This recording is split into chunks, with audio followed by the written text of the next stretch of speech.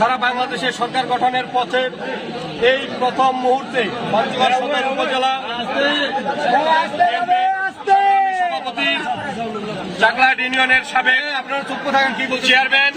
জননেতা জনাব আবু দাউদ প্রধান, তিনি প্রথমেই যে কাজটি করেছেন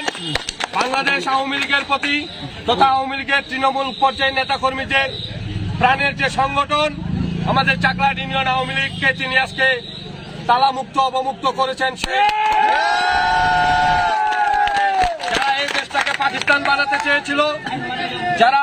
বাংলাদেশের স্বাধীনতার পক্ষের প্রতিটি দলকে নিশ্চিহ্ন করার চিন্তা ভাবনা করে বাড়িতে অফিসে হামলা করে ছিল, সেই অফিস আজকে প্রথমেই তিনি চাকলাহাট ইউনিয়ন আওয়ামী লীগ অফিস অবমুক্ত করলেন। আমরা চাকলাহাট ইউনিয়ন আওয়ামী লীগ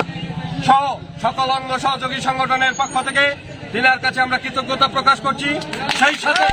আগামী দিনে যে কোনো মিছিল মিটিং আন্দোলন সংগ্রাম স্বাধীনতার সপক্ষের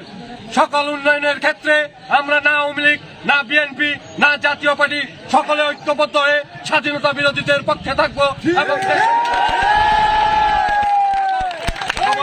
ঐক্যমত্যের ভিত্তিতে উন্নয়নমূলক ইউনিয়নের উন্নয়নের আহ্বান জানিয়ে আমি আমার কথা শেষ করছি।